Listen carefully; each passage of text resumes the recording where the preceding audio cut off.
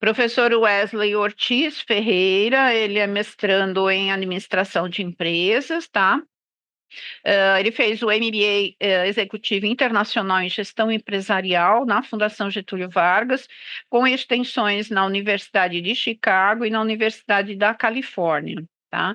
Ele ministra as disciplinas de gestão de pessoas, liderança, cultura organizacional, empreendedorismo e gestão da inovação e comunicação. Tá? E essa disciplina liderança e gestão de equipes também. Passar então a palavra ao professor e aqueles que desejarem alguma informação a respeito do curso de curta duração, podem chamar no WhatsApp ou chamar por aqui mesmo, perguntando aí no chat que eu mando o link da inscrição desse curso, tá bom? Obrigada e espero que vocês participem dessa aula com o professor Wesley. Wesley, é com você. Boa, Meg, obrigado, boa noite todo mundo. Um prazer poder estar aqui com vocês hoje, né? Como a Meg falou, se vocês quiserem invadir a nossa palestra, pode invadir, pode perguntar, fiquem à vontade. Aqui é uma troca de informação, óbvio que a gente tem um caminho para seguir. Falar um pouquinho de liderança. Liderança é sempre muito difícil, muito desafiador. Né? Porque liderança, nós temos vários filmes que falam sobre liderança, vocês têm uma bibliografia vasta que fala de liderança, a própria experiência de vocês muitas vezes vai poder dizer o que é a liderança, o que não é, o que cabe, o que não cabe eventualmente falando, né? Então assim, liderar é sempre um ponto de interrogação, sempre um grande desafio falar sobre liderança, mas a gente aceita todo o desafio, não tem problema nenhum. Primeira coisa que a gente tem que pensar é que liderar é servir. Então a liderança, ela é a grande prestadora de serviço de uma grande equipe. Então, eu acho que esse é o primeiro ponto, né? O professor Cortella vai falar que liderança é um poder que serve, não que se serve. Se o poder se serve, ele não serve, definitivamente. Então, um pouco disso. E o Marshall Goldsmith, né, que é um teórico, ele fala uma coisa muito interessante que acho que cabe muito fortemente nos nossos tempos. Ele fala: o que me trouxe até aqui não vai me levar até lá. Né? Então a gente precisa entender que assim, as métricas de mercado mudaram, as métricas com as quais eu lido com as pessoas e, consequentemente, com as lideranças também mudaram. Então a gente vai falar um pouquinho desse horizonte, dessa liderança, quais são os aspectos que envolvem a liderança e como a gente pode aprofundar cada um desses temas. Se vocês tiverem qualquer dúvida, quiserem falar, não tem problema nenhum. E eu tenho uma cerejinha do bolo hoje para vocês. Né? Eu convidei um ex-aluno que hoje é um grande amigo, que é o Eduardo Bittencourt. Hoje ele é presidente do Parque Tecnológico de Santos. E no finalzinho da nossa palestra ele vai entrar para a gente poder bater um papo com ele também, ele trazer um pouco da experiência dele como presidente do Parque Tecnológico de Santos, né, de como ele vê essa dinâmica da liderança, da inovação. Ele é muito voltado às startups, então esse mercado de startup ele é muito próximo desse mercado, com grande experiência, foi CEO de empresas, de hub de inovação, então pode ser um grande presente para vocês que estão com a gente hoje acompanhando essa nossa palestra, ok? Alguém clicou alguma coisa aí por mim, mas deixa eu compartilhar a minha telinha para vocês aqui. Muito bem, vamos lá. Bom, pessoal, primeira coisa que a Meg deu o resumo do meu currículo, então vou poupar vocês de mais um slide, vamos seguir um pouco mais à frente aí. Antes de começar a falar aqui, eu quero passar um vídeo para vocês que acho que ele sintetiza um pouco do que é essa liderança do dia a dia, essa liderança do hoje. Né? Que significação é essa que eu trago para essa dinâmica da liderança de uma forma muito sensível, mas que vocês vão entender. Dá uma olhada. So this life has given everyone a present, beautiful, shiny and new. Everyone but you. Golden ribbons, diamonds line everyone's path that leads to wide open doors. Everyone's but yours. Wide open doors. Hold on, keep on, even when the road seems very long.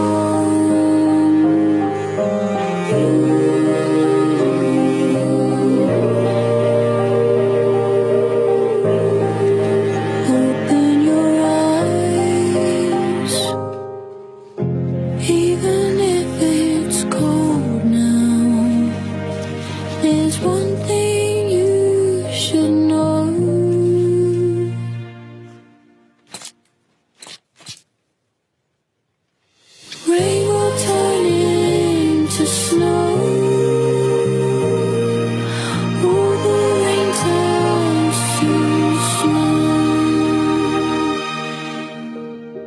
gosto muito desse vídeo porque acho que ele fala de uma forma muito sensível, muito leve, mas como essa liderança tem que ter uma visão de inclusão. Como essa liderança precisa entender as nuances de cada uma das pessoas que estão ali, nesse ambiente de trabalho, de negócio, como eu posso enxergar essas pessoas e trabalhar essa servidão, essa dinâmica da servidão para que as pessoas possam participar de um grupo maior, participar de um projeto maior que é o projeto organizacional, que é o projeto da própria vida. Né? Então, assim, como eu consigo olhar para as diferenças e transformar essas diferenças em coisas positivas? Por quê? Eu tenho uma visão das coisas que estão acontecendo. As outras pessoas vão ter visões completamente diferentes da minha. E isso que é fantástico. Eu sou jornalista de formação, né? E no jornalismo a gente tem uma máxima que é a seguinte: existe a minha verdade, a sua verdade, o que realmente aconteceu. Então esse é o ponto. Existem várias verdades e eu, quando estou na liderança, preciso ouvir essas várias verdades para poder entender e dimensionar adequadamente para cada uma das pessoas o que elas precisam para contribuir mais e melhor para a organização. Porque é óbvio que você, como liderança, é um farol. Você tem experiência, você consegue ter visão de negócio, visão de mundo, visão de outros mercados e consegue dimensionar, ou deveria conseguir dimensionar, né, esses vários mundos para essas várias pessoas que estão ali nesse universo dessa liderança. Existem os pilares da gestão de pessoas, né, que eu quero compartilhar aqui com vocês. O primeiro deles é a motivação, mas não é aquela motivação de vamos lá, pessoal, vai dar certo. Não, não é essa a motivação. É a dinâmica do dia a dia, é o desenho da tarefa, é a adequação da tarefa a cada uma das pessoas que estão ali naquele universo de trabalho. Né? Você imagina, as pessoas se capacitam, vão para a escola, vão para a universidade, né? Vão buscar conhecimento. Ela chega na empresa, você como liderança, você não usa, não abusa daquele conhecimento. Ou melhor, não desafia propositivamente aquela pessoa a trazer esse conhecimento para o ambiente de trabalho e de negócio. A sua responsabilidade enquanto liderança é exatamente fazer isso. Né? E a gente fala das nuances de habilidades técnicas. Né? E o mercado não é feito só de habilidades técnicas. E por que não é feito só de habilidades técnicas? Pensa aqui comigo. Imagina que quando você vai contratar uma pessoa, você olha o currículo e tem lá todas as habilidades técnicas que a pessoa tem ali. Não, é engenheiro, formado nisso, MBA naquilo, aquela coisa toda. Tem todo um monte de questões técnicas colocadas no currículo, certo? E aí eu ouço muitas vezes as pessoas falarem assim, não, mas a pessoa foi contratada por habilidades técnicas e demitida pelo comportamento. O que é o comportamento, senhoras e senhores? As habilidades socioemocionais. E nós negligenciamos muitas vezes essas habilidades socioemocionais como se elas não fossem importantes. E elas são fundamentais. Imaginem vocês, um campeão olímpico, uma campeã olímpica. Imagina a Rebeca Andrade, por exemplo, quando ela está ali próxima de entrar para poder fazer a sua apresentação. Ali do lado dela está Simone Biles, talvez seja a maior ginasta de todos os tempos, e ela consegue ter frieza, equilíbrio emocional, para poder chegar lá e conseguir fazer aquelas piruetas conforme ela treinou. Então não é só o treinamento técnico que ela é boa. Ela tem o treinamento técnico, mas também tem o equilíbrio emocional para dimensionar aquela emoção, aquele momento para poder chegar e entregar o seu melhor. Esse é o ponto de virada. E quando eu falo da motivação, é nesse sentido de eu conseguir equilibrar as habilidades técnicas e habilidades socioemocionais para que eu possa entregar o meu melhor fator no meu ambiente de trabalho e de negócio. Então, nesse ambiente, a gente fala dessas 5 habilidades principais, né, os 5 pilares dessa gestão de pessoas. O primeiro deles é a motivação. Né? O que importa eu estar aqui? Qual é o principal benefício de eu estar aqui nessa empresa desenvolvendo esse trabalho? Né? Então, quais são os pilares que essa liderança consegue dimensionar na dinâmica motivacional para fazer as pessoas se engajarem? Eu vejo muitos líderes aqui, não, mas eu preciso de engajamento. As pessoas não estão engajadas, né? A gente ouve muito isso. Não, mas tem que ter o sentimento de dono. Mas espera aí, o sentimento de dono não é só de um lado. Tem que ser dos dois lados. Para que você se sinta engajado num projeto, esse projeto também tem que fazer parte de você e também tem que te entregar o que você espera dele. Né? A gente tem uma dinâmica na motivação que é desempenho, recompensa, metas pessoais. É esforço, desempenho, recompensa, metas pessoais. O meu esforço está alinhado adequadamente com as minhas metas pessoais e mais do que isso, né? Com aquilo que eu recebo da empresa, da organização. Fala em treinamento e desenvolvimento, capacitação, comunicação adequada. A gente vai falar disso daqui a pouco. A comunicação interna, ela é bem feita? Né? E eu vejo muitas vezes, não, mas veja bem, nossa empresa tem uma intranet, nós temos um grupo de WhatsApp, não é essa comunicação que eu estou falando. Estou falando dessa comunicação da liderança. Uma coisa é treinamento. A gente está em treinamento, eu estou falando de uma forma geral. Nós temos aí mais de 100 pessoas conectadas, muito legal. Muito obrigado pela gentileza de vocês. Mas o desenvolvimento é 1 a 1. Treinamento é para todo mundo, o desenvolvimento é 1 a 1. Feedback, feed forward, essa troca, ela também faz parte de um pilar de gestão de pessoas no qual essa liderança precisa investir. Aí a liderança fala assim, não, mas eu não tenho tempo para isso. Você não tem tempo para isso? Que pena, então você não está liderando ninguém, né? Então a gente tem a comunicação interna, que a liderança faz parte, o trabalho em equipe. A fundamentação do trabalho em equipe é você como liderança é o responsável, é o gestor, é a gestora, né, desse ambiente de trabalho. Você é o responsável por isso. Se o ambiente está ruim, não adianta você reclamar. Você é o gestor desse ambiente, né? Competência, gestão de competências, é o que eu falei para vocês do desenho da tarefa. O quão competente você é como liderança para dimensionar para cada uma das pessoas a tarefa adequada para ela. Você sabe a formação desse seu grupo de trabalho? Você sabe o que ele faz além daquele ambiente de trabalho e de negócio? Né? Quais são as pretensões que ele tem enquanto carreira, pessoas, família, trabalho? Você precisa fazer isso. Você lidera esses processos todos. Então, estou falando desses 5 pilares: motivação, comunicação interna, trabalho em equipe, gestão de competências, treinamento e desenvolvimento no ambiente de trabalho e de negócio. Você dentro desse ambiente de trabalho e de negócio. Olha a coisa interessante, eu vou mostrar para vocês agora. Vamos lá. As empresas, senhoras e senhores, morrem porque fazem bem as mesmas coisas durante tempo demais. Presta atenção nisso. As empresas morrem porque fazem bem as mesmas coisas durante tempo demais. Isso é fatal. E por que eu estou falando disso para vocês? Estou falando porque a liderança é aquela unidade que vai trazer inovação, que vai olhar para esse horizonte estratégico de negócio e vai atuar a partir disso. Né? Então, você não pode, liderança, você não pode ser operacional. Não é falar assim, não, mas alguém não soube fazer uma planilha de Excel. Você vai parar para fazer uma planilha de Excel? Não! Definitivamente não. Ou então faça, ensine o outro. Porque você, liderança, é pago para pensar estrategicamente no seu trabalho, não operacionalmente. Né? O operacional você tem que abandonar. E não é abandonar e deixar de fazer, não é isso. É ensinar, capacitar, treinar, desenvolver para que as pessoas sejam autogerenciadas e você tenha autonomia para pensar estrategicamente no negócio. Então não adianta você fazer muito bem uma coisa durante tempo demais. Salvo engano, foi Einstein que disse, né? É uma loucura você fazer as mesmas coisas e querer resultados diferentes. Não há como você fazer as mesmas coisas e obter resultados diferentes. Eu acho que a grande questão hoje, nesse ambiente de trabalho de negócio, com o IA, ninguém aguenta mais falar de IA. Eu entendo vocês, eu entendo. Né? IA tá parecendo aquela coisa de eleição, na época da eleição. Você não aguenta mais falar de candidato, que dá logo, termina logo essa eleição. Não é isso? Ninguém aguenta mais falar de IA.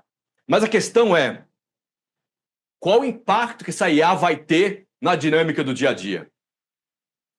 Porque a IA vai trazer um monte de resposta. Agora a pergunta é, você sabe fazer as perguntas certas? Esse é o ponto. Porque as respostas vão estar todas lá. E por que eu estou falando disso? Dá uma olhada nesse dado. O MIT, em Harvard, fez uma pesquisa e mostrou que 52% das maiores empresas do ano de 2003 não existem mais. De novo, vou repetir para vocês. 52% das maiores empresas do ano de 2003, portanto, há pouco mais de 20 anos atrás, não existem mais. Portanto, senhoras e senhores, tamanho não é documento. Né? E qual o principal motivo para essas empresas não funcionarem? As principais falhas foram na inovação e na lentidão à adaptação ao mercado. Agora, existem empresas que não se adaptam aos mercados? Não. Existem lideranças que não são capazes de enxergar o futuro e não são capazes de fundamentar estratégias que movimentem essas pessoas para esse futuro. E sabe por quê? Mudar um hábito é muito difícil. Vai você querer mudar um hábito seu? Seu, pessoal. Tem nada a ver com empresa, com trabalho, com nada disso. Um hábito seu, pessoal. Pensa você, como que você vai fazer? É difícil, é complicado, você faz aquilo durante muitos anos. Né? Tem até livro que mostra o poder do hábito, como mudar o hábito, tem uma série de coisas. É muito difícil você mudar isso. Né? E não adianta você querer fazer mudanças drásticas, porque não vai funcionar. A mesma coisa acontece na empresa, nesse grupo de pessoas. Elas têm o hábito de fazer aquilo há 10, 15, 20 anos. E você é uma liderança que quer mudar, mas não vai mudar tudo de uma vez, porque não vai funcionar. Primeiro passo, acho que é a conscientização. Você é consciente daquilo que você está fazendo, da importância do que você está fazendo? Eu vou contar uma coisinha para vocês bem rápida. Eu sou jornalista, como eu falei para vocês, né? Então é óbvio que eu não escolhi jornalismo porque eu achava nobre, veja bem, vamos comunicar à sociedade os fatos, né? Não é por isso.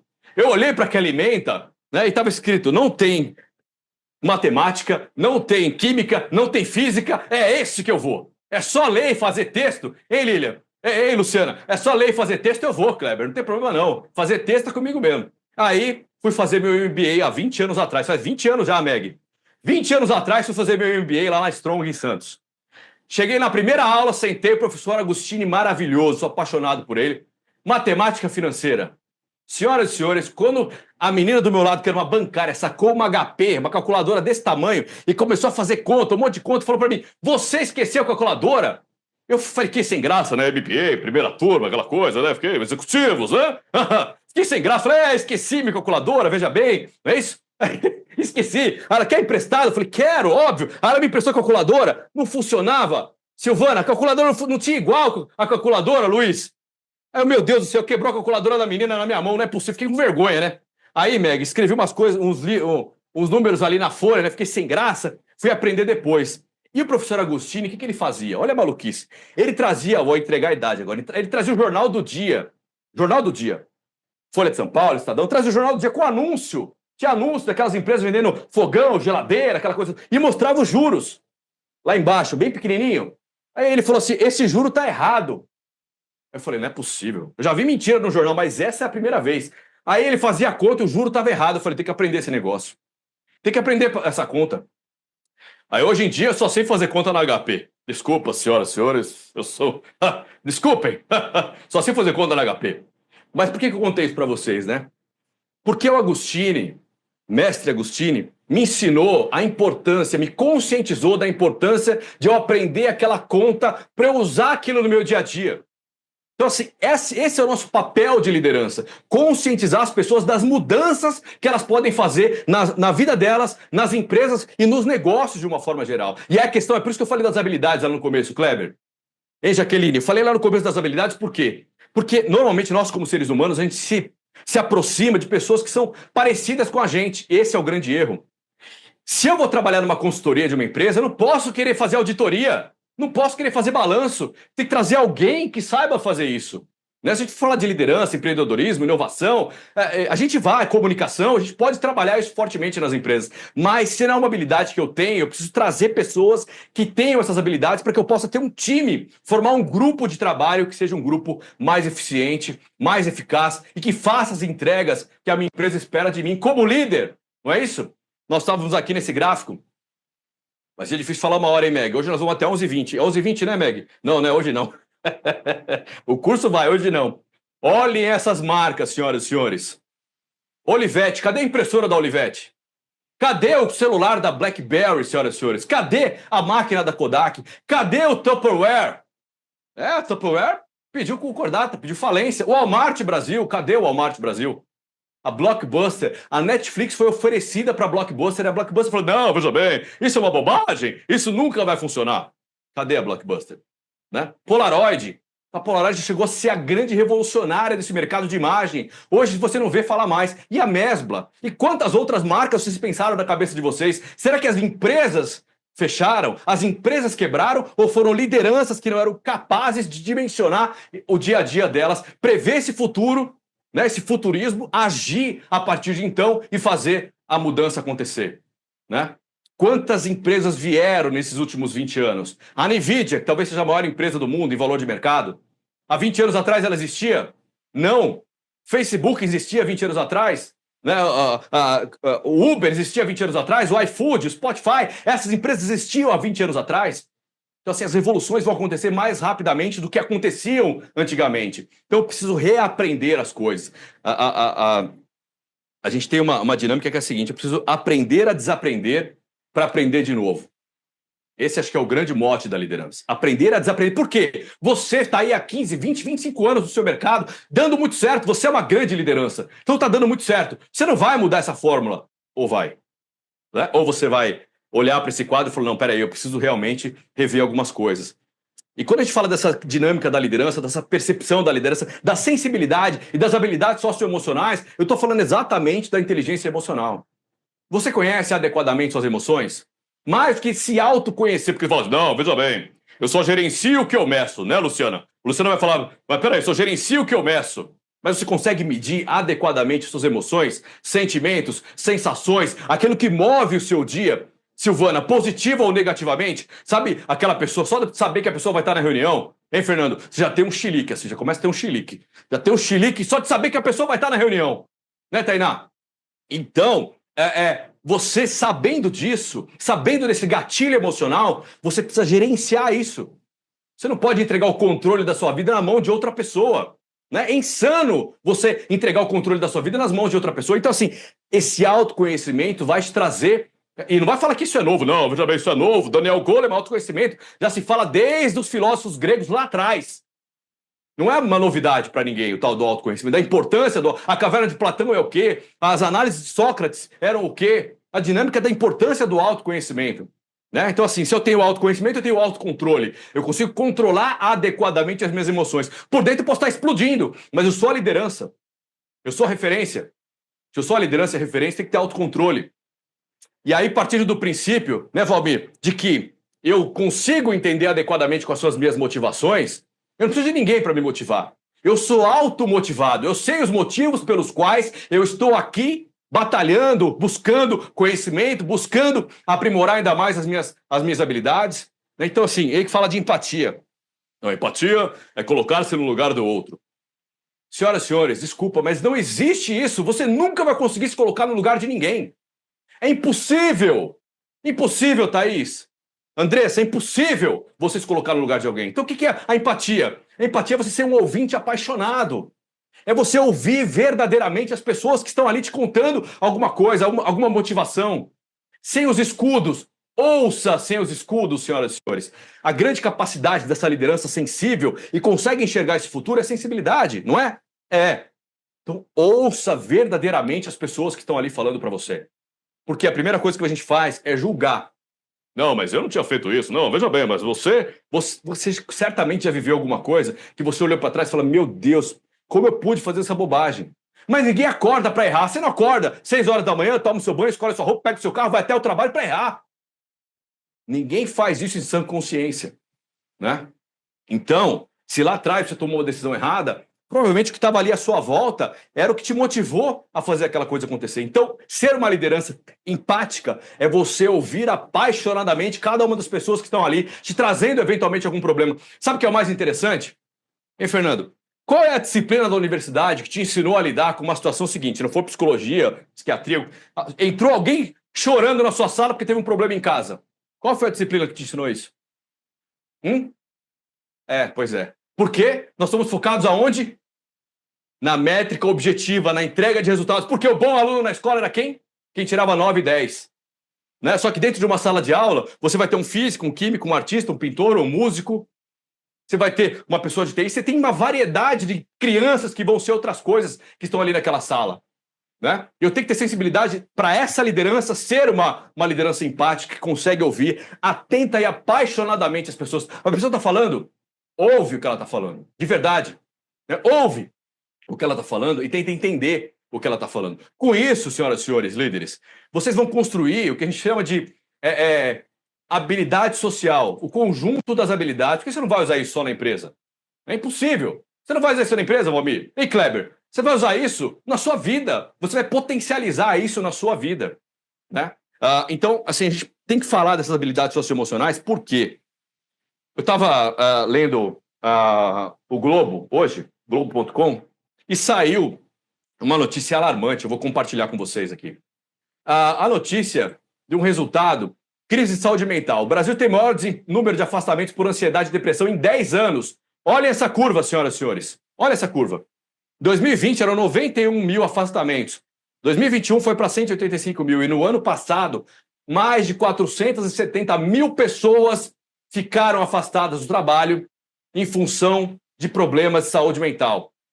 E isso é a sensibilidade que eu falo para vocês que a liderança precisa ter. Porque não é só a questão de cuidar das pessoas, daquele triângulo de gestão de pessoas. Mas porque, se você quiser ser mais frio e objetivo, né, Silvana, você pode olhar para o seguinte: O quanto me custa o afastamento médico dessas pessoas que estão ali em casa por esse problema de saúde mental?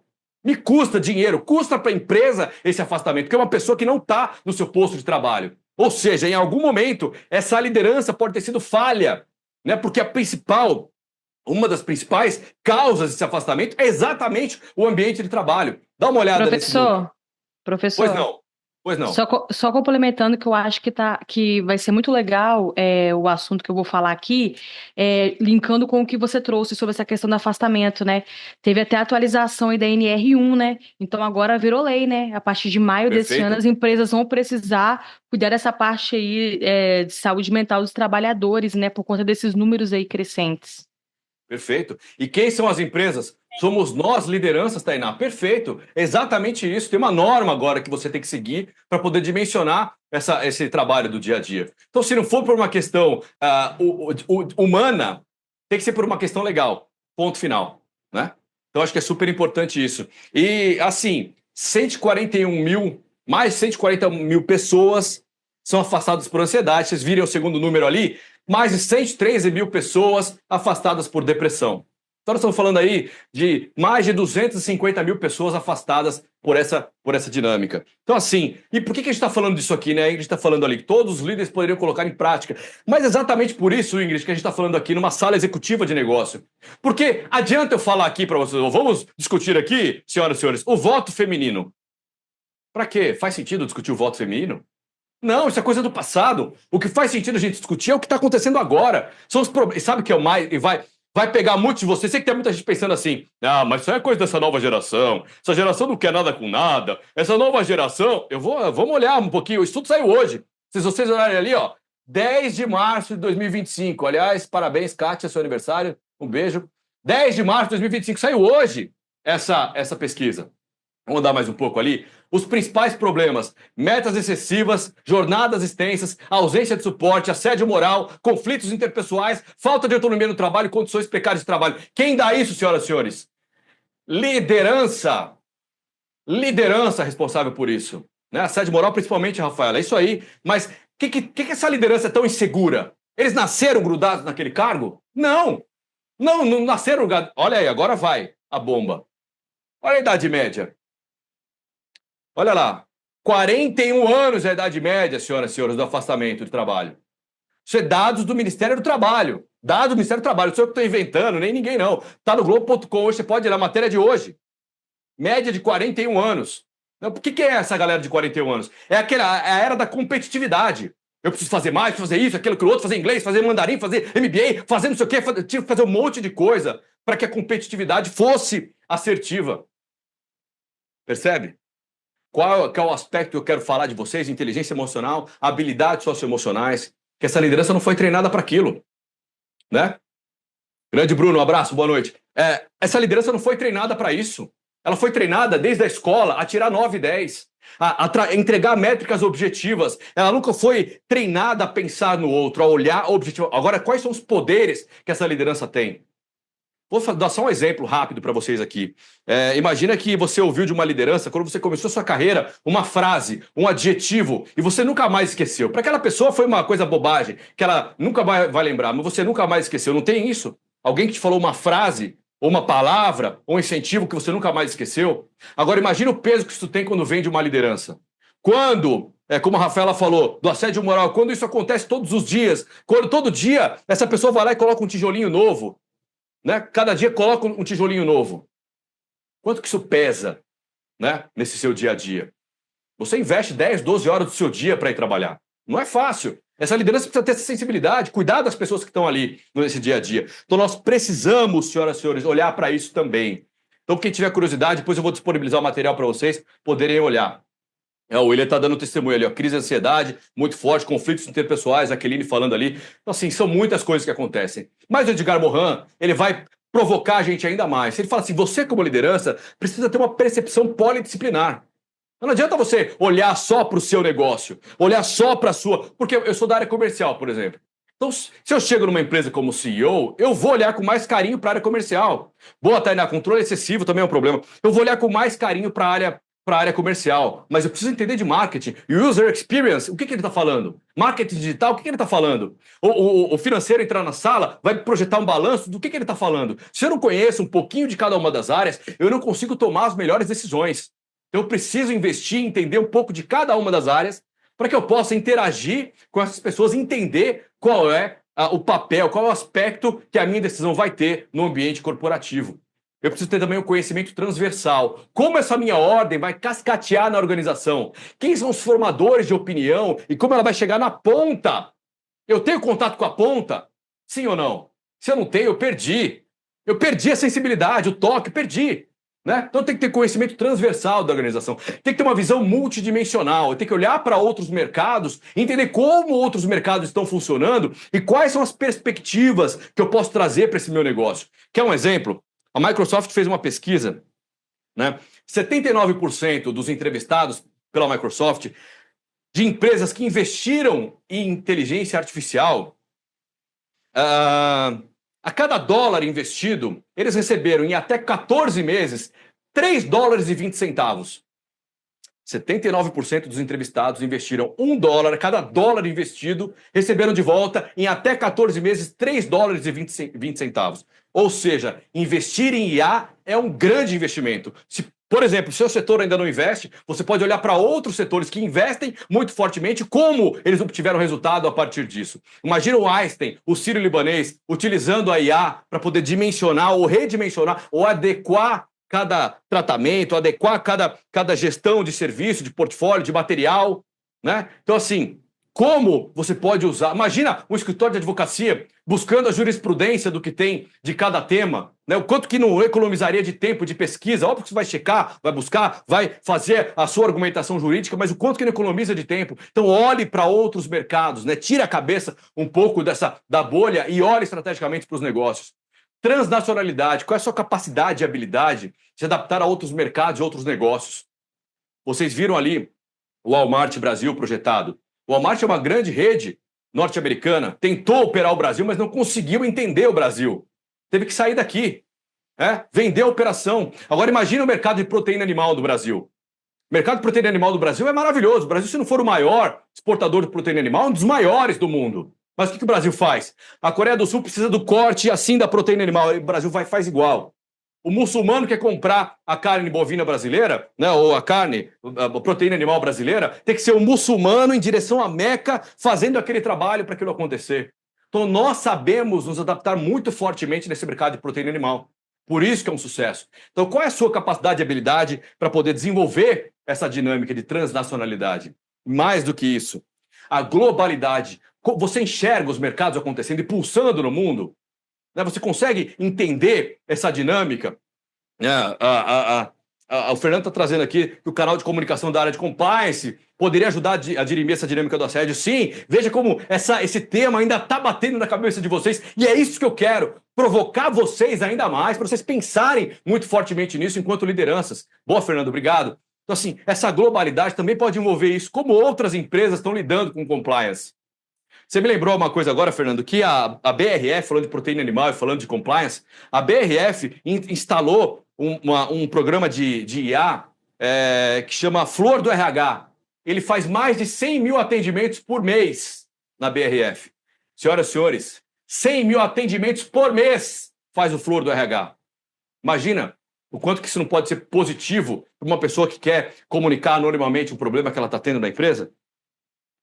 Então, assim, Mohan nos convida a olhar um pouco para esses problemas que nós, lideranças, estamos vivenciando e precisamos operacionalizar no dia a dia. E aqui está a paulada.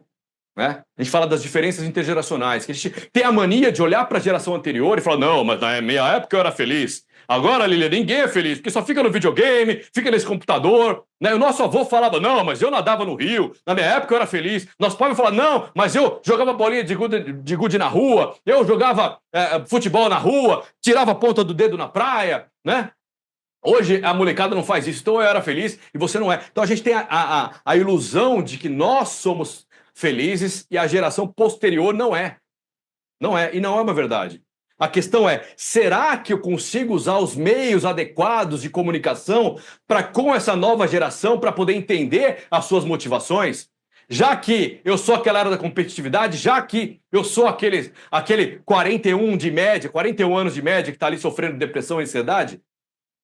E tem um fator interessante. As crianças nascidas a partir de 1º de janeiro de 2025 já fazem parte da geração beta.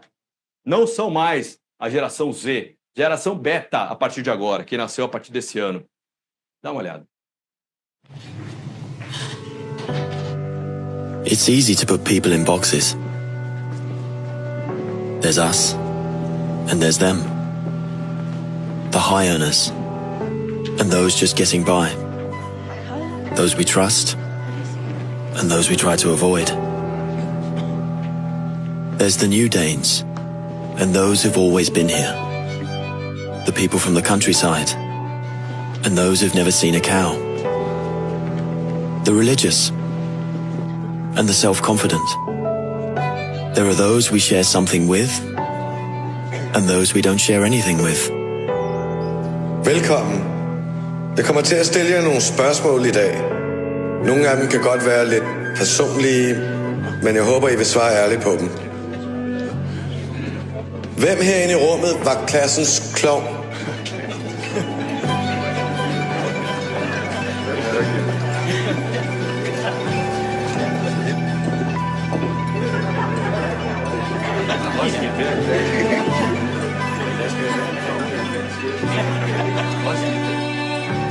Hvem er bonusforældre?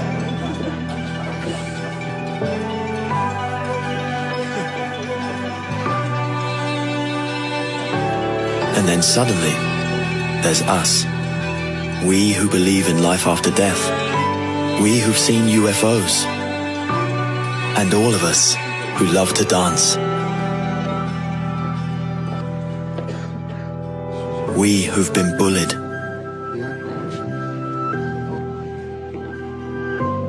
And we who've bullied others.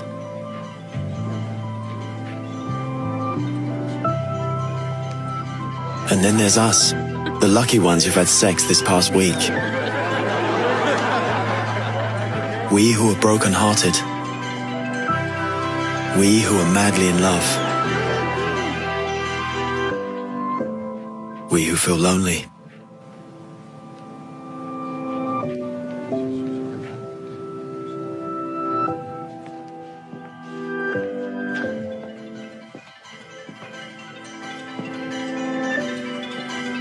We who are bisexual. And we who acknowledge the courage of others. We who have found the meaning of life. And we who have saved lives. And then there's all of us who just love Denmark. Ou seja, senhoras e senhores, existem muito mais convergências e divergências na vida, na sociedade, do que a gente pensa. E eu pergunto para você, quando olham para você, que diferencial competitivo as pessoas enxergam? Quem é você para as pessoas que estão ali à sua volta? Já parou para pensar nisso? Quando você olha para as pessoas, você sempre consegue dimensionar o que cada uma delas faz bem, faz mal, mas quando olham para você, que diferencial competitivo as pessoas enxergam? Pensa nisso. Convergências, divergências e como a gente pode olhar melhor para as pessoas que estão ali à nossa volta. Por quê? A gente fala de comunicação, né? O alinhamento da comunicação nesse sentido, de poder trocar, de ser esse ouvinte apaixonado, de criar essa empatia da liderança, né? De caminhar estrategicamente para poder ouvir as pessoas e agir a partir dessa qualidade de comunicação. Então eu preciso ter clareza e objetividade. Claro, direto, conciso, objetivo, verdadeiro.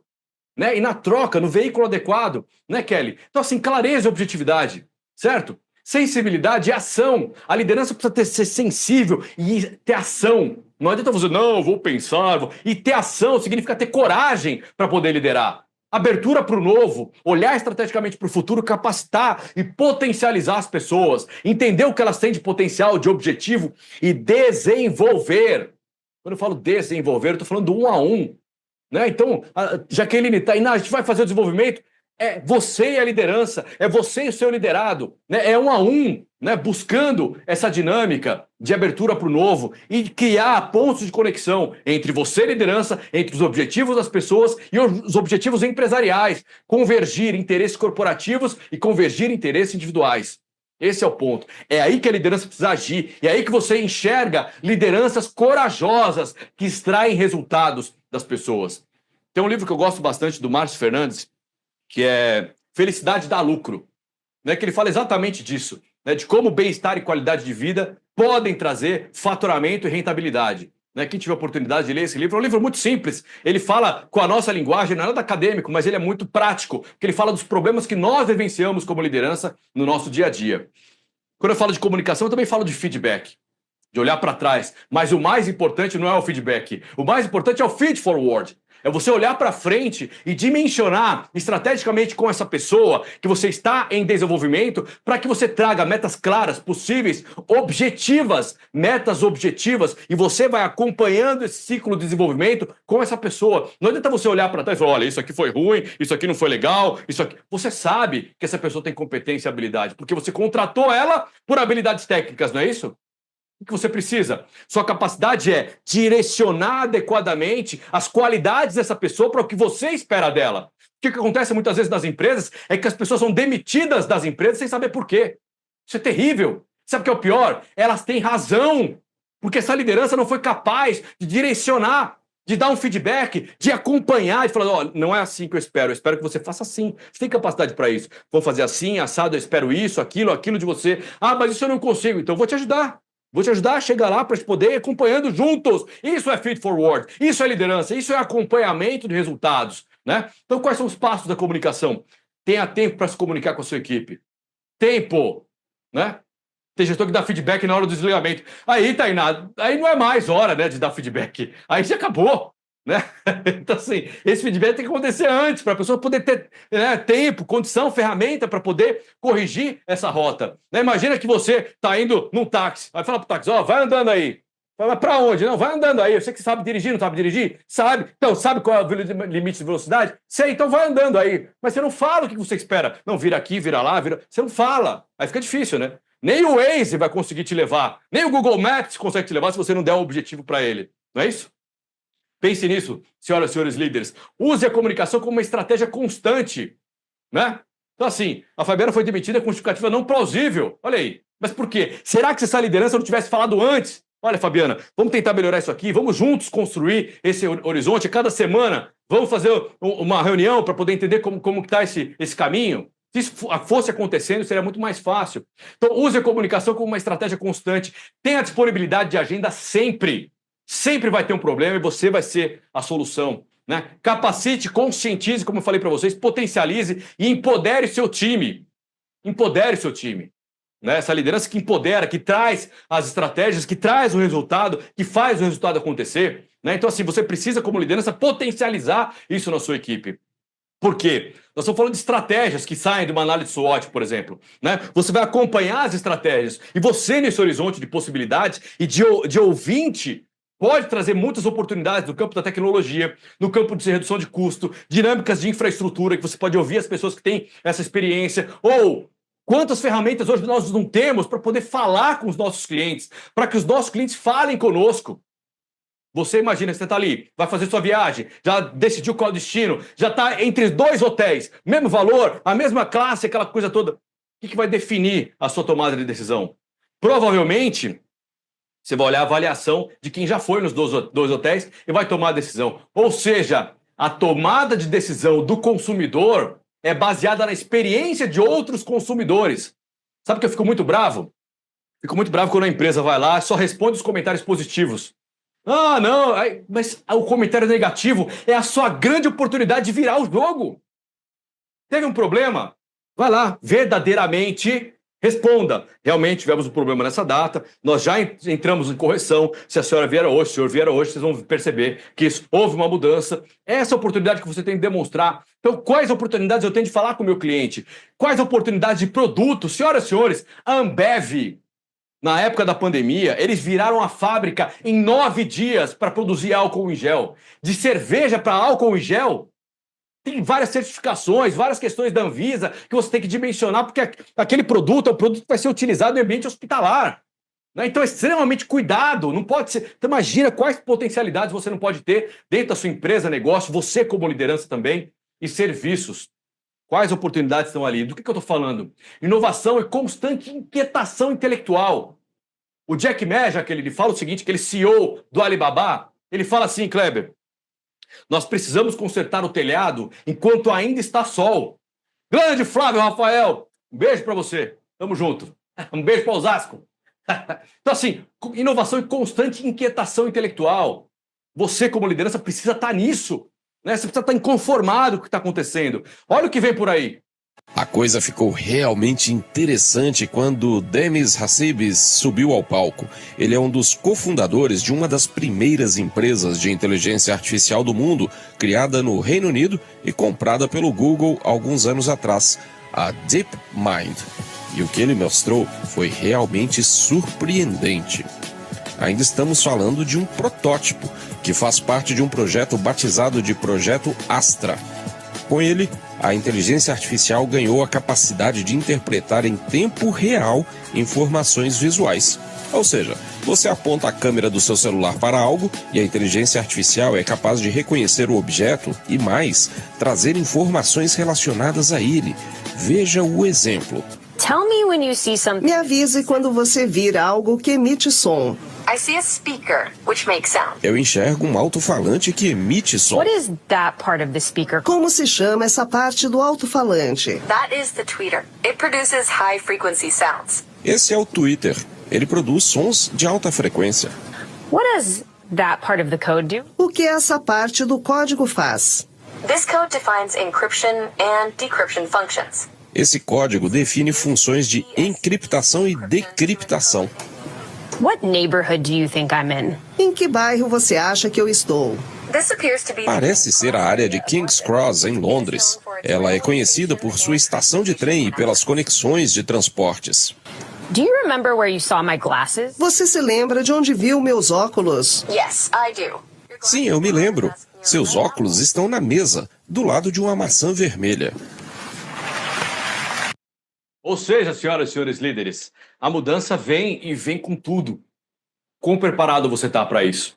Quando a gente fala de tecnologia 5.0, a gente fala de YouTube, 5G, IA, está falando de 6G, está falando de um monte de coisa que está envolvendo essas questões todas aí, que eu estou gostando, sabe por quê? Vocês estão colocando um monte de coisa no chat, estão discutindo, debatendo, enquanto a gente está falando aqui, estou achando ótimo. Tá ótimo isso aqui, hein, Valmir? Vamos lá. Então a gente fala do que a gente tinha antes, que era uma loja física. A gente fala da loja física mais a loja virtual. A gente fala da avaliação dos consumidores, que pode ser feita ali na mesma hora que você está ali na sua loja física ou loja virtual. Você tem as ferramentas do marketing digital funcionando muito fortemente. Você tem o pós-venda. O pós-venda é a grande oportunidade de demonstrar o quão diferenciado você é como empresa, como negócio. Né? Você tem essa avaliação girando, né, o tempo todo e acontecendo o tempo todo. Como você consegue dimensionar essas métricas? Você consegue gerenciar adequadamente cada uma dessas coisas? Ou melhor, você conhece cada uma dessas ferramentas para dimensionar esse trabalho? Né? E ele está por aí. Olha que loucura. 65% das crianças que estão no ensino fundamental hoje vão trabalhar em profissões que ainda não existem.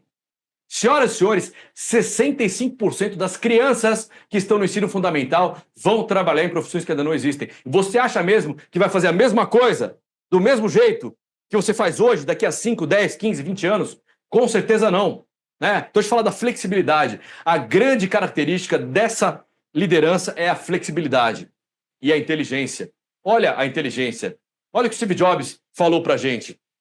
Não faz sentido contratar pessoas inteligentes e dizer a elas o que devem fazer. Nós as contratamos para que elas possam dizer o que fazer.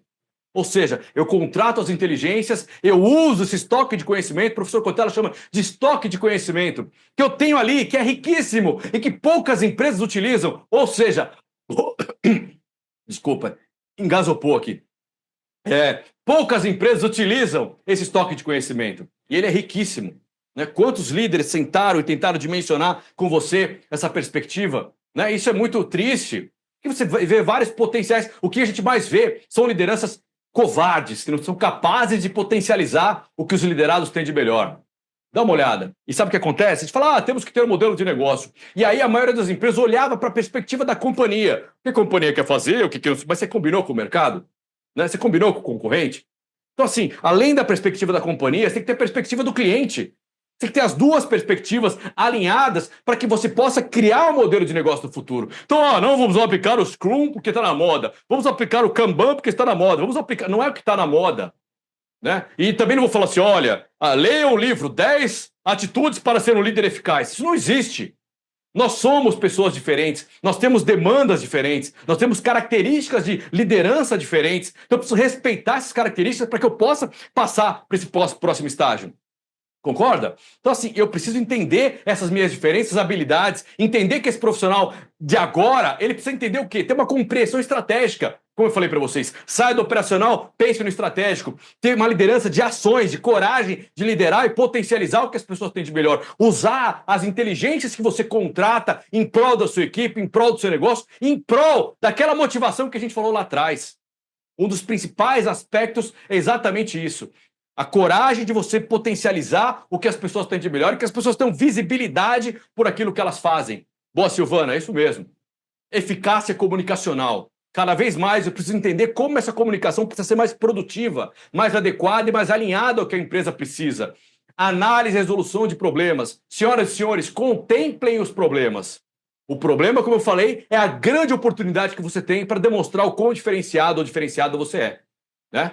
Quando o jogo não está muito bom, está meio complicado, toca na Tainá, que ela é a craque do time, ela vai fazer o gol, vai armar a jogada. Não é assim? É aí que você vai demonstrar, Luciana, o quão diferente você é e por que você é essa liderança. Então, a flexibilidade que a gente falou, a adaptação às mudanças, ser flexível e, vamos lá, nada do que a gente está falando aqui vai funcionar se eu não estiver orientado para resultado.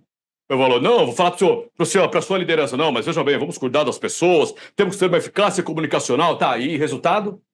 Então é o resultado quem vai subsidiar aquilo que você faz. Se você cuidando das pessoas, as pessoas cuidarão dos resultados, é o que você vai entregar para a sua empresa, para a sua companhia. Então olhem para essas questões, que são questões que vão ser cobradas dessa liderança.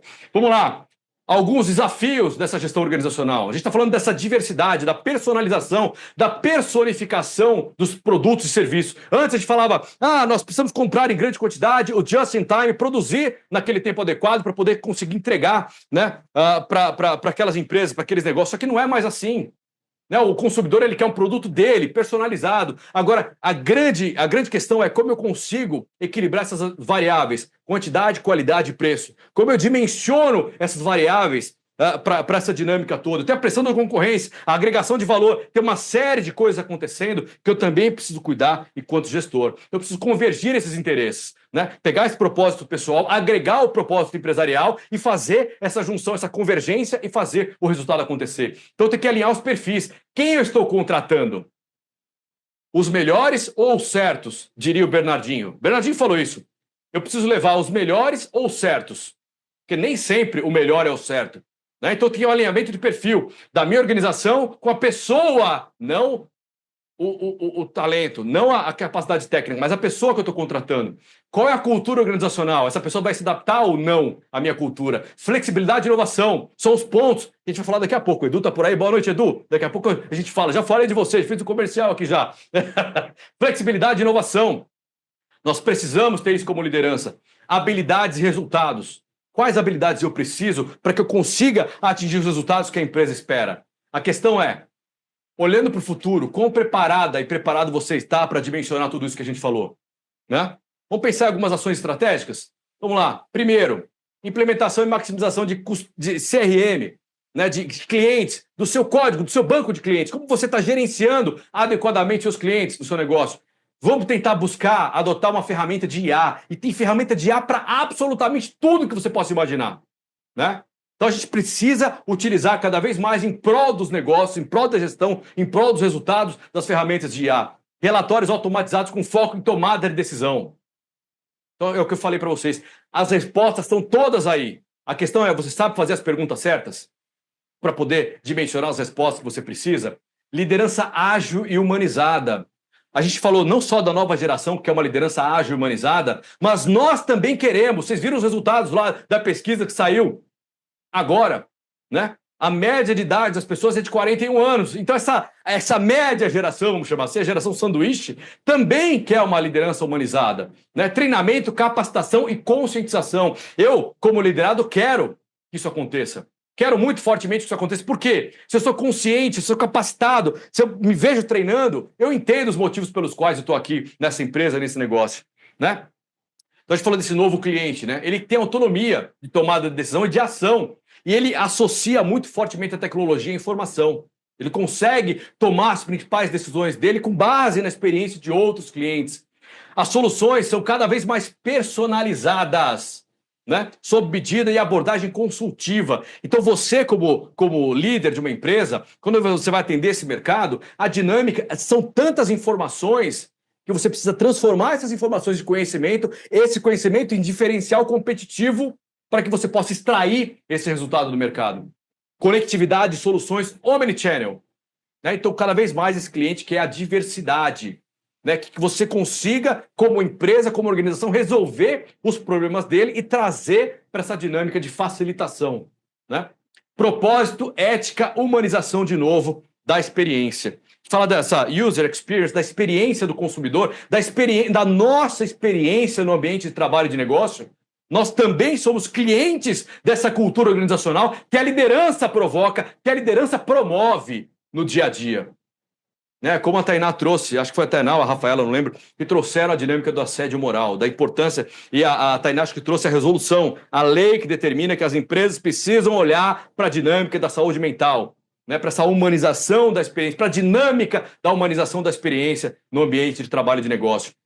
Então nós precisamos olhar para isso, olhar para essa nova geração que fala, eu preciso de bem-estar e qualidade de vida, olhar para isso, falar será que a gente não tem nada a aprender com eles? Será?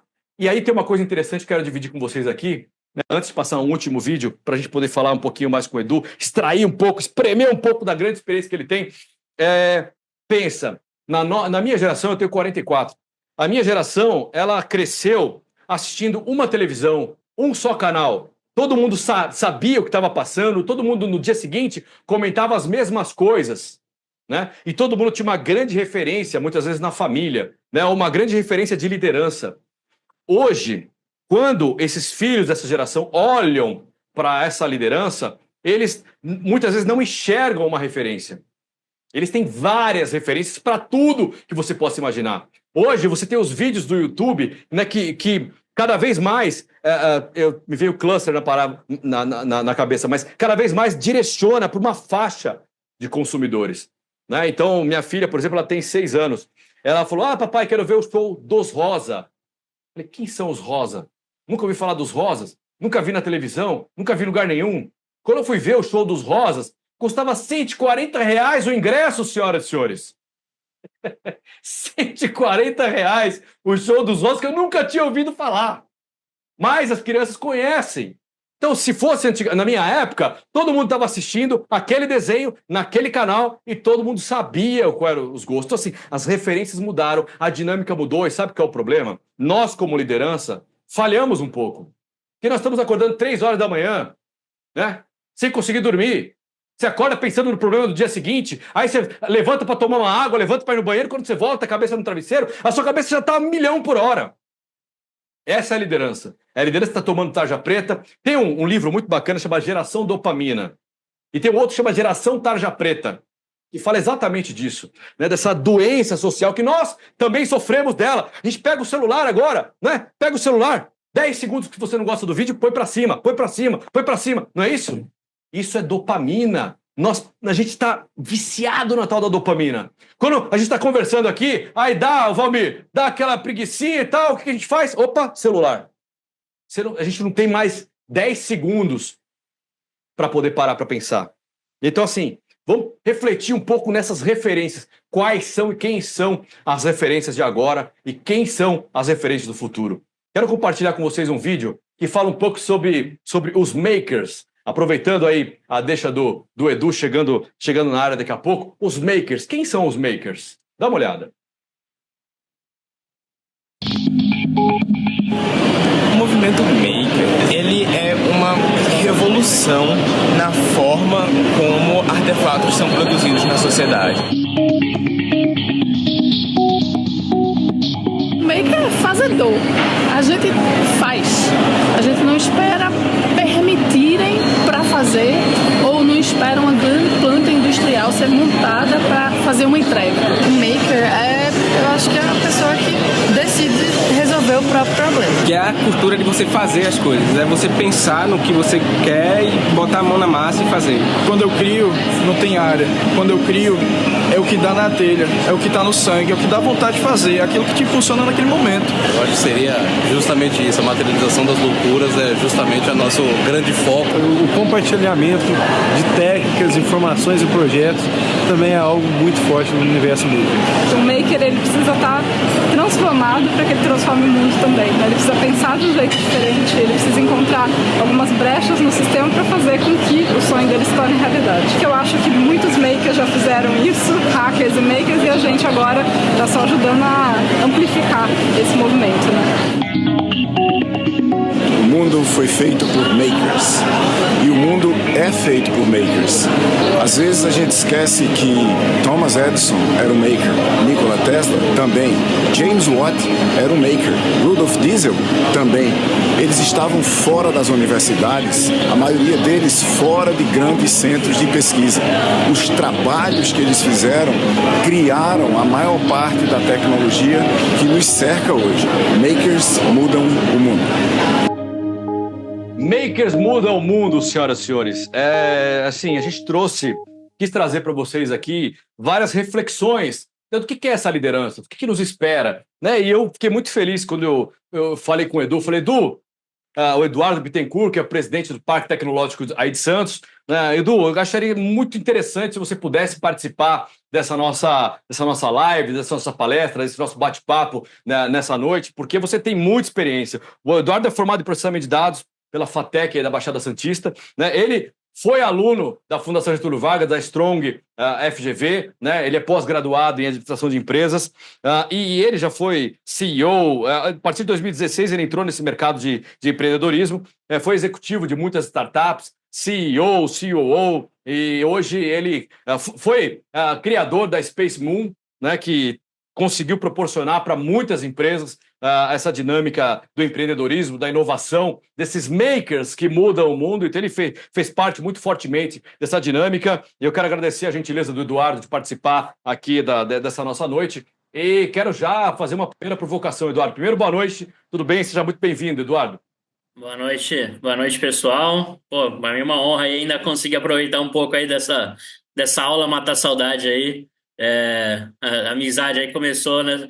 Eu como aluno aí, para mim também é uma honra aí poder voltar, escutar um pouco da tua aula, Wesley. Boa noite, pessoal. É um prazer.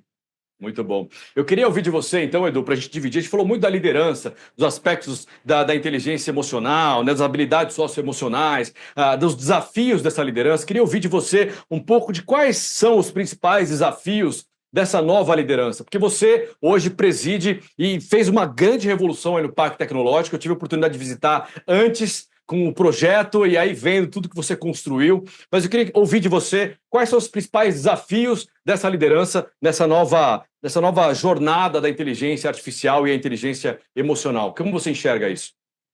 Boa. Vou falar um pouco pessoalmente, né? Eu sou nascido em 1990, então eu sinto que eu sou uma geração de transição. Então, que nem você estava falando de ter uma TV na casa, né? Eu peguei um telefone disquei para fazer uma chamada. Então, eu considero que é uma geração privilegiada porque consegue navegar e entender muito bem tudo que foi base, né? Revolução Industrial para cá, e ao mesmo tempo consegue navegar nessa geração aí do TikTok, que busca uma experiência, não aceita também qualquer coisa. Então, estar nesse meio de caminho aí entre gerações me ajudou. Eu acho que no começo foi muito difícil, na verdade, porque enquanto o mercado era tradicional, eu era inconformado, né? E hoje acabei que eu cheguei mais cedo, talvez, nesse ponto aí dessa nova economia, então, ao mesmo tempo, também consegui beber água um pouco mais limpa, né? Então, eu acho que tem uma questão geracional que impacta, e o que eu vejo de muita diferença, e agora fazer algumas comparações entre a velha economia e nova economia, essa questão de de como era o raciocínio da concorrência e hoje como a nova economia prega a colaboração, né? Eu acho que isso em todos os níveis que a gente pode falar, desde de um funcionário, uma gestão muito mais horizontal, onde você tem voz. Então, eu posso falar agora pelo Par Tecnológico, né? A gente tem 5 estagiários. Eles têm uma dinâmica de serem escutados, algo que quando eu fui estagiário não existia, que a gente vê que é uma coisa muito mais dinâmica, né? Então, você tem uma possibilidade também de ascensão nas empresas muito mais rápida do que você tinha em outros tempos. E essa questão, até que você citou, né, 65%, se não me engano, das profissões aí, dessas jovens em profissões que ainda não existem, isso também abre um mercado muito grande, porque na minha época, enquanto estagiário, você não tinha uma perspectiva de uma mudança muito grande que não cumprir diversos anos. Então, eu brinco muito. Eu tenho uma palestra que eu faço que o Edu precisa de um patrão. Porque era o que uma tia minha, que hoje tem um pouco mais de 80 anos, falou para mim quando eu era um jovem. Você precisa de um patrão, né? O sonho da minha família era que eu trabalhasse 20, 30 anos numa empresa, me aposentasse nela, e essas coisas todas elas estão em constante transformação. Hoje isso já não é mais a regra, é a exceção, né? Então, eu acho que tem um apanhado, um contexto muito grande que acaba corroborando com essas mudanças, né? E aí a nova geração, ela buscar por experiências, ela estar mais conectada, vai dando a ela essa possibilidade. Um ponto que eu acho muito significativo, né, é essa questão de estar aqui com uma câmera aberta, falando. Quando você tem pessoas 50, 60 a mais, eu converso com elas, eu vejo a dificuldade que é para elas abrir uma câmera, falar, se expor. É uma coisa que essa nova geração, para elas, é super natural, né? Elas são nativas digitais. E isso pensando de forma comercial, que o Instagram, um LinkedIn, você estar sendo visto nas redes sociais, isso faz com que elas tenham mais acesso a oportunidades, com que elas consigam vender seus produtos, suas empresas. Então, você tem uma série de contextos aí, culturais, além de econômicos, que também vão impactando essa abertura. Deu uma geral, Wesley, mas se você quiser aí focar mais em algum ponto, aí tô aqui. Não, eu acho que é interessante que você falou que você também teve dificuldade de se adaptar a essa nova realidade, né? Porque você também veio dessa geração 90, eu sou da anterior, da 80, né? Que também teve essa referência, teve que mudar esses conceitos muito rapidamente para poder entender, né? Ser flexível. Eu falei no começo, citei o Marshall Goldsmith, quando ele fala: o que te trouxe até aqui não vai te levar até lá. É um pouco disso que você está falando. Eu queria que você falasse um pouco mais, sei que está muito próximo dessa galera que cria, dessa nova geração e tal. Essa saúde emocional, eu trouxe um dado que saiu hoje, Edu, acho que você não tinha entrado ainda, que saiu hoje, inclusive, no Ministério do Trabalho soltou que nós batemos um recorde, infelizmente, de pessoas afastadas por problemas de saúde mental. E a idade média das pessoas afastadas é de 41 anos. Então, a gente tem uma impressão de que essa nova geração não quer nada com nada, essa nova geração não aguenta pressão, essa nova geração, isso pode ser uma verdade, mas eu queria que você falasse um pouquinho dessa saúde emocional para essa nova geração. Como você sente essa nova geração falando dessa inovação da saúde emocional? Boa. Também eu, de novo, trazer para um contexto pessoal, né? Eu tive uma questão pessoal, né, no falecimento da minha mãe muito jovem, e isso me fez fazer uma busca por autoconhecimento, né? E isso, eu não tenho dúvida que me ajudou a estar onde eu estou hoje. Então, ter entrado um pouco e entendido um pouco também questão de propósito, valores, planejamento de vida, aos 20 anos, me fez também olhar para dentro e entender. Eu acho que quando a gente fala, entrando um pouco nessa máxima, falando de geração mimimi versus... eu sou um pouco... eu penso exatamente o contrário. Na verdade, eu acho que o que eu vejo, e aí, de novo, por estar conectado a essa ponte entre gerações, os traumas existiam, mas eles também não eram... não existia espaço para você falar sobre, né? Então, qualquer tipo de coisa você era ridicularizado, você tinha um tratamento diferente. Então, o que eu vejo é que diversos traumas foram canalizados de diversas outras formas. Acho que daria para falar só sobre isso, desde obesidade, né, pornografia. Acho que tem um campo muito grande aí que as gerações passadas elas usaram válvulas de escapes diferentes, e as novas gerações com um pensamento muito mais de autoconhecimento, de limites até onde vai, até onde aguenta, fez com que ela botasse um basta mais cedo nisso, né? Então, eu acho que eu acredito ter um pouco desse reflexo nisso aqui. Acredito que tem um pouco também essa questão que você falou da dopamina do celular. E aí, de novo, tem uma filha de 3 anos. A gente resolveu não ter televisão em casa, segurar o máximo possível a tela, porque eu acho que também essa questão das telas, de cada 10 segundos realmente você já passa o vídeo, isso também tem um impacto.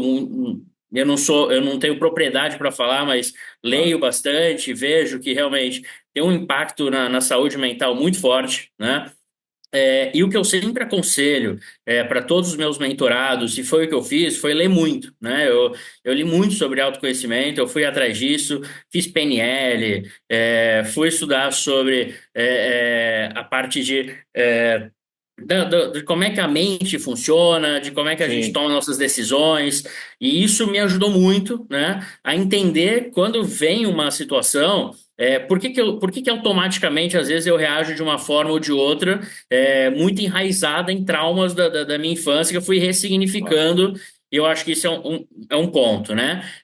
Outra questão quando você está nessa dinâmica de estar muito mais cedo à frente de uma empresa. Então, outra coisa que eu também costumo falar, né? Antigamente, as pessoas que abriam uma empresa, geralmente foram demitidas, se aposentaram, tinham uma rescisão, tinham uma herança, alguma coisa do tipo, e elas abriam um comércio, né? Estamos falando de 30, 40 anos atrás. Ela abriu um comércio depois de ter passado anos como um executivo, um coordenador, um gerente. Então, ela também tinha uma bagagem empresarial, por mais que não empresarial, mas executiva, que dava a ela alguma capacidade maior para ela poder empreender no seu negócio com um pouco mais de maturidade. As startups, elas anteciparam muito esse processo. Então, hoje você vê jovens com 20 anos à frente de companhias com 50, 100 funcionários, né? Então, se antecipou muito também esse peso da responsabilidade, e lógico que isso tem um peso mental, né, também. Então, o que eu vejo também é isso. E essa possibilidade de você trabalhar de qualquer lugar, trabalhar o tempo todo, fez com que também essa geração mais workaholic, eu me encaixo muito nisso, né? Eu acho que já me encaixei mais, acho que hoje, principalmente depois do nascimento da minha filha, consigo equilibrar mais isso, mas foi uma capacidade de você imergir no trabalho, e a pandemia também teve muito disso, né? Era uma reunião atrás da outra, você não tinha muitas vezes essa pausa, e aí você realmente sobrecarrega mentalmente, fisicamente, e você tem esse contexto. Então, eu gosto de trazer vários pontos, porque eu acho que nada é uma coisa isolada, né? Eu acho que é sempre um conjunto de macroeconomia, condições sociais, condições econômicas, a questão da própria pandemia. Então, eu acho que é uma série de coisas que vai fazendo aí essa miscelânea aí para ter uma geração que realmente você tem mais problemas de burnout, mais problemas de saúde mental. Ao mesmo tempo, talvez, no passado a gente tinha muitas coisas e a gente não sabia porque a sociedade não permitia se falar muito sobre. O que eu acho interessante do que você está falando também é que essa nova geração, ela consegue administrar a diferença, consegue absorver a diferença de uma forma muito mais natural do que as gerações anteriores, né? Então você pode ser o que você é e tudo bem, e não tem problema nenhum nisso. Eu te aceito do jeito que você é, então essa dinâmica, e se alguma coisa não tá me incomodando, eu falo. Como você falou, você tem 5 estagiários que têm voz, né? Então antigamente nós não tínhamos voz. Então talvez seja essa a nossa dificuldade também, fazendo meia-culpa aqui entre nós, entre lideranças aí, né, que estão fazendo meia-culpa. Talvez nós não tenhamos as melhores ferramentas para poder dimensionar a melhor conversa, a melhor troca com essa nova geração, porque qualquer coisa a geração vem e fala, né? Nós tínhamos vários filtros, mas será que esses filtros acumulados não se tornaram esse grande problema que nós temos hoje? O Edu muito bem falou, qual o reflexo da pandemia nesse índice alarmante de pessoas afastadas por saúde mental? Mas eu quero ouvir você agora, Edu, com questões positivas, né? Já querendo Se o pessoal quiser fazer perguntas depois, fique à vontade também, para mim, para o Edu, fique à vontade. Aí, o Edu, já abri para todo mundo fazer pergunta para você, já fui abusado. Mas eu queria que você desse brevemente uma perspectiva de futuro, olhando para essa dinâmica de futuro, né, das startups, desse modelo, desses negócios, da IA, como você enxerga essa perspectiva de futuro e de negócio aí para os próximos anos? Boa. Uma frase que eu vou muito a eventos, né? Principalmente o Web Summit, que é um evento que acontece em Lisboa, tem agora também no Rio de Janeiro. E uma frase que me marcou há 2 anos atrás, antes do boom da IA, o evento foi sobre IA, né? Basicamente, que foi quando internacionalmente começou o boom, antes de chegar aqui. E teve um palestrante que falou: a IA não vai tirar o emprego de ninguém. Pessoas que sabem usar a IA vão tirar o emprego de quem não sabe usar a IA. Né? Então, eu acho que a IA, em algum momento, sim, ela vai fazer muita coisa sozinha, mas hoje ela precisa ser operacionalizada. Então, eu acho que um ponto muito importante é começar a utilizar ontem as IAs, ela começar a se familiarizar, porque, de fato, ela vem para entrar em todos os mercados, todas as atividades. Ela eu sou um usuário diário de principalmente ChatGPT, né? Otimizo minhas postagens, otimizo meus textos, otimizo documentos públicos, porque ela deu a capacidade das pessoas de, se bem conversado com o algoritmo, né, de potencializar muito o conhecimento das pessoas, né? Então, eu acho que ela não é tornar preguiçoso, né? Eu acho que qualificar o trabalho das pessoas. Eu acho que esse ponto da IA é vital a gente entender ela como uma ferramenta, né? É a mesma coisa que algumas pessoas, né, mais assim, querendo negar a IA, é a mesma coisa que há 20 anos atrás a gente fala: não vou usar a internet, né? A internet, eu não gosto da internet, não é para mim, e não tem como. A gente está conectado o tempo todo, tudo que a gente faz, no mínimo uma vez por dia, sendo bem, bem generoso, as pessoas vão usar a internet. E a IA, ela vai para o mesmo caminho, né? As empresas já estão entendendo como utilizar, já tem muita coisa sendo utilizada, mas eu acho que ainda é muito pouco perto do que o que a gente vai estar falando daqui a 5, 10 anos, a quantidade de aplicações naturais que a inteligência artificial vai estar no nosso dia a dia, né? Eu acho que aí é uma coisa que já está há muito tempo e que as pessoas nem notavam no passado. O algoritmo do Netflix, né? Então, por que você termina um vídeo do Netflix e na sequência ele te direciona para um vídeo super, ou o YouTube também, por um conteúdo super parecido com os seus gostos, porque ele já te conhece, né? Já existe um algoritmo ali que vem te conhecendo, e isso vai sendo extrapolado para todos os mercados. Então, acho que um ponto da IA importante é isso. Quando a gente fala de inovação, de novas gerações, assim, o que eu gosto de compartilhar, né? De novo, voltando um pouco aqui esse papo aqui de intergerações. Antigamente, você, para montar uma empresa de base tecnológica, você tinha que montar os data centers, servidores, aquela sala gelada dos ar-condicionados que o pessoal brincava. E uma empresa, ela ia crescendo, ela tinha um gasto grande para montar uma estrutura dessa, e qualquer percalço no caminho, ela não tinha capacidade para reduzir aquele custo, ela tinha que manter aquele custo. Quando você começou a economia do compartilhamento, e aí, no caso, né, o Web Service, por exemplo, o Amazon Web Services, toda essa parte de nuvem, né, Amazon, Azure, Microsoft, IBM, então, todas essas possibilidades, elas deram para que uma pessoa estivesse ali no seu escritório, ela abrisse uma empresa digital e crescesse muito rápido com um clique, contratando um servidor em nuvem. Qualquer dor de cabeça que tivesse na empresa, qualquer descompasso financeiro, com 2 cliques ela reduzia o seu custo ali para centavos de dólar nesses servidores. Isso deu uma capacidade de flexibilidade para que os empreendedores iniciassem seus projetos e suas empresas com muito mais facilidade. Então, é um ponto muito importante a gente entender o marco do servidor em nuvem, o quanto ele foi fundamental para que as startups elas pudessem, de fato,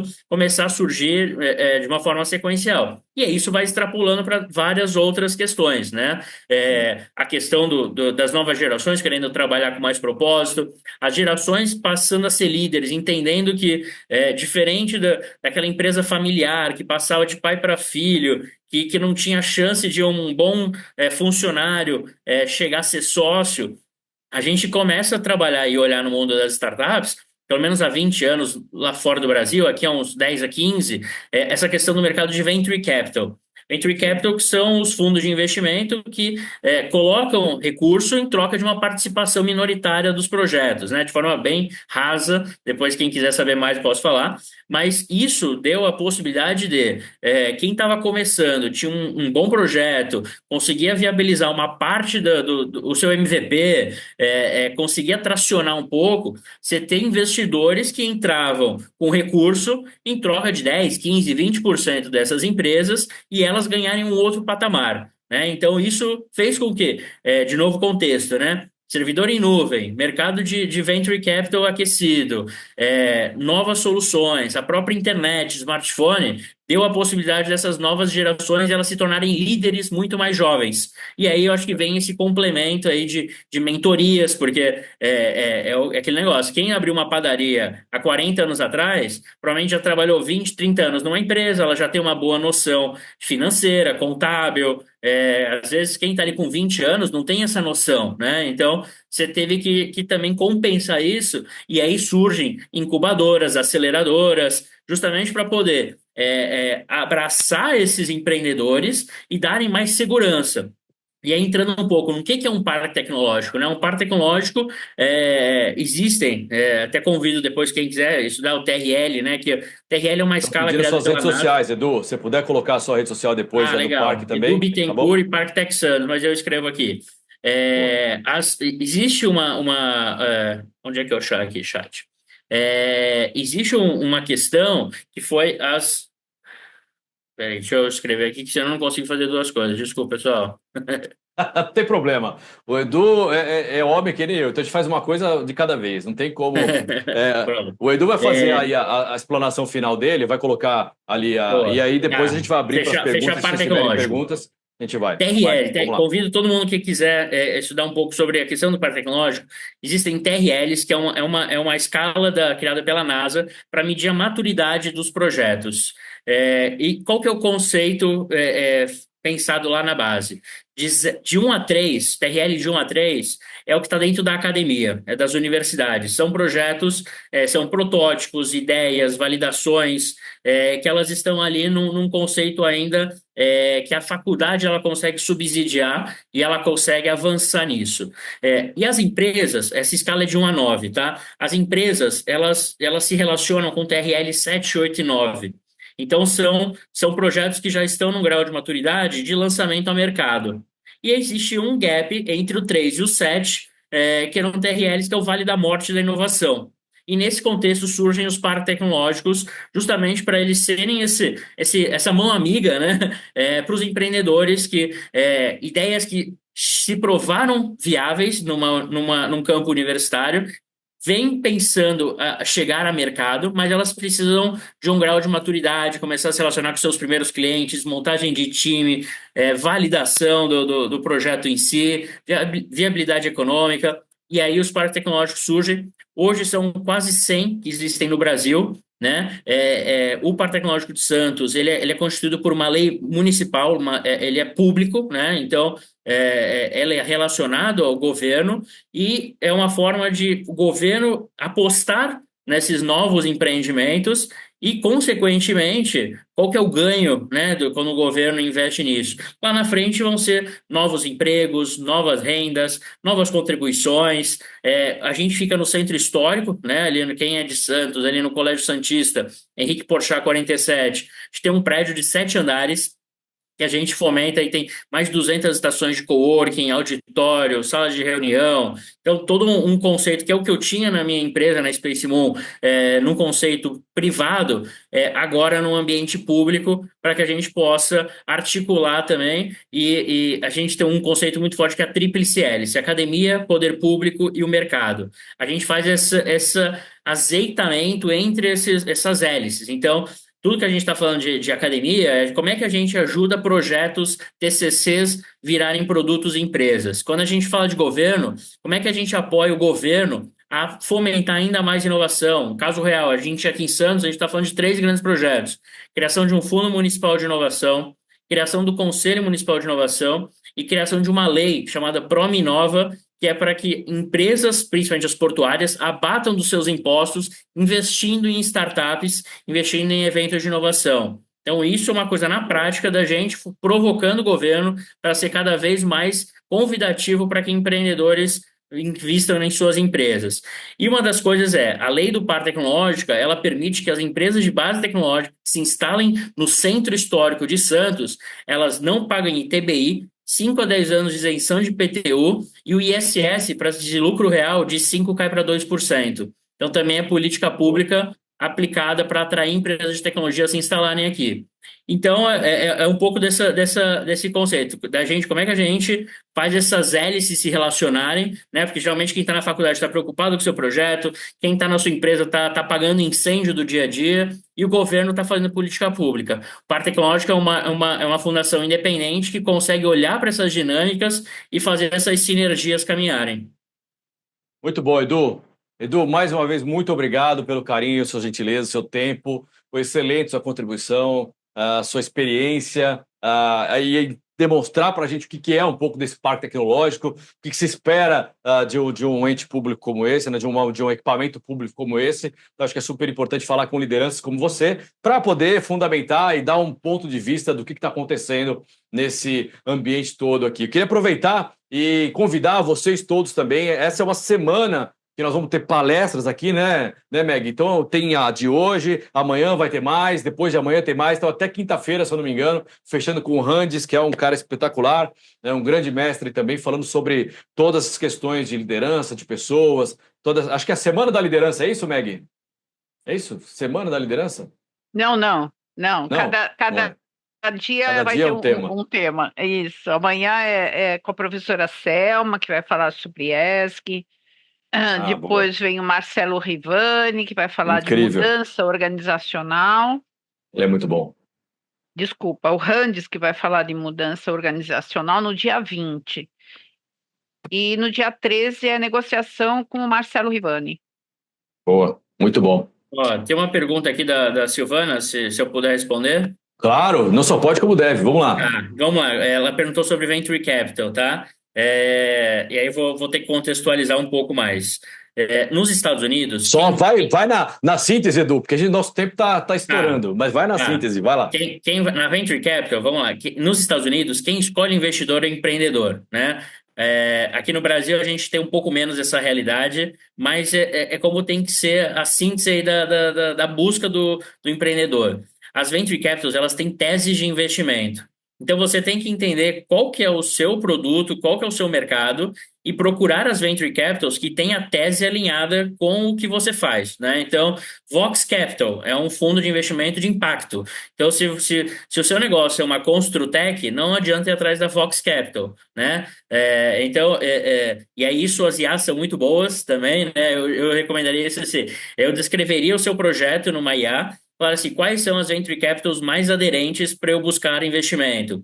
E outra questão é grau de maturidade versus cheque, né? Então, o que eu sempre falo, o Excel aceita tudo, mas ele é fundamental para você entender qual que é o norte de fato. Então, para buscar uma Venture Capital também, o ideal é que você já esteja faturando. Então, que eu aconselho também estudem quais são os graus de investimento. Então, tem o investimento anjo, tem o investimento semente, tem o investimento série A, série B, série C.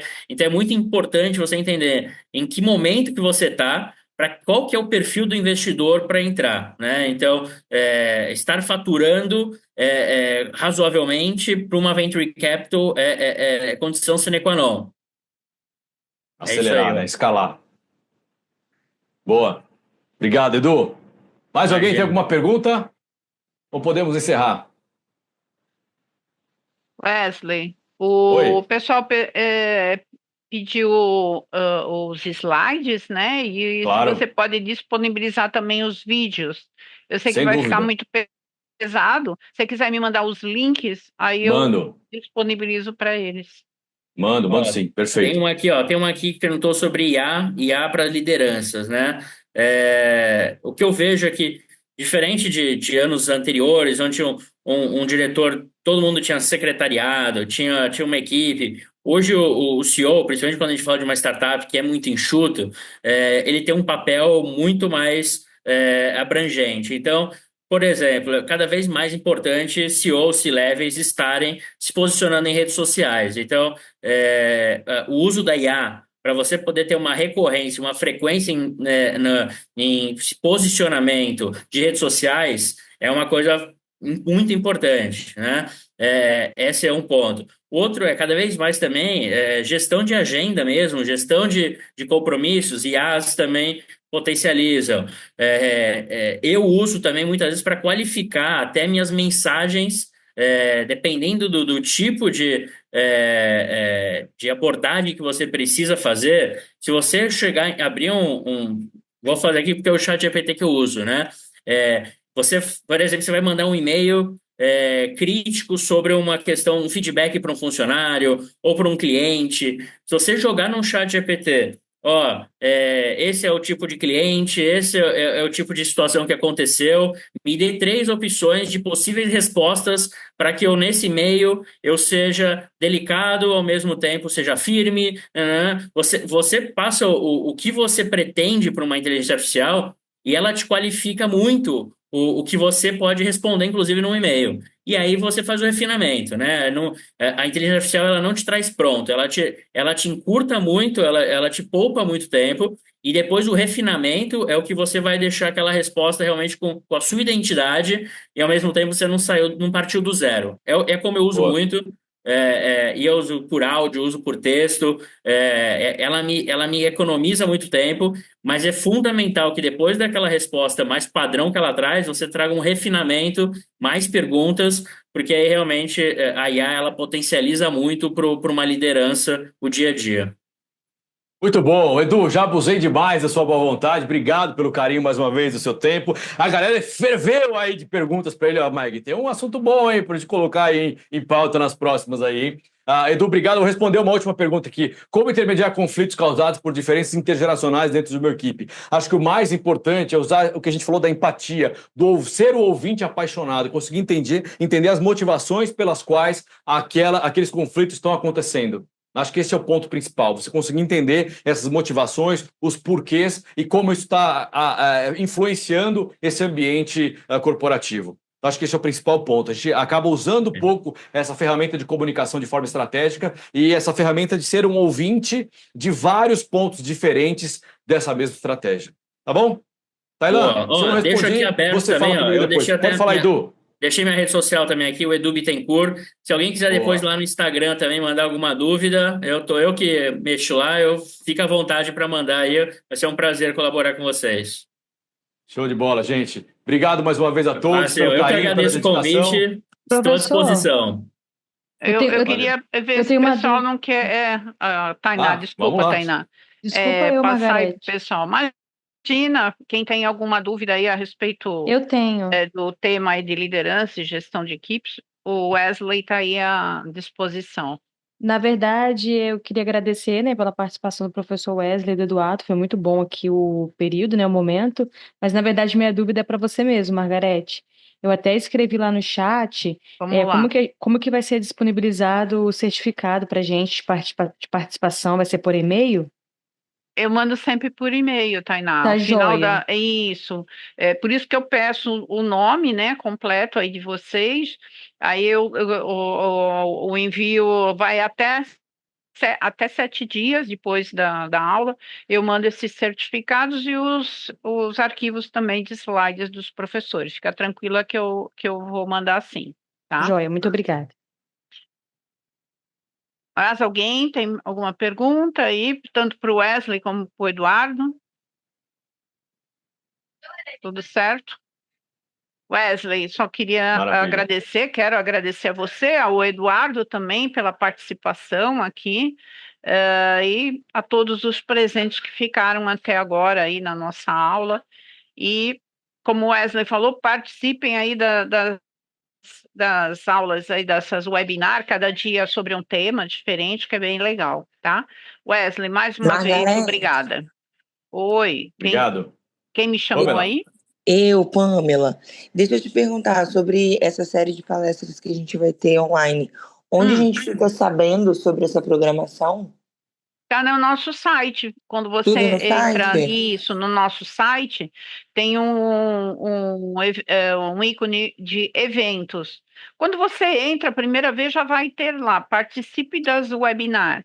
Lá tem toda a Aham. relação das webinar, tá? Então, tá joia. Obrigada. Nada, imagina. Informações sobre o curso completo você vai nos mandar também? Vou mandar também o link, né, do curso, que vai ser coincidentemente com o professor Wesley, e eu mando para vocês. Ótimo, obrigada. Nada, eu que agradeço a todos. Wesley, tá aí ele. É isso, tô aqui. Obrigada, Obrigado, gente. Boa noite, um abraço. Boa noite a gente se vê na todos, próxima. hein? Até mais. Boa noite, Tchau, tchau. pessoal. Prazer.